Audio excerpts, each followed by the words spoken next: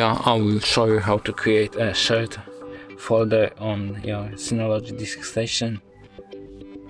Log into your Quick Connect setup using web browser, and you should see the menu like this, and then go to the shared folders, tap on the plus, set the name, description, location, permissions and everything, and to confirm all the changes, tap on the done.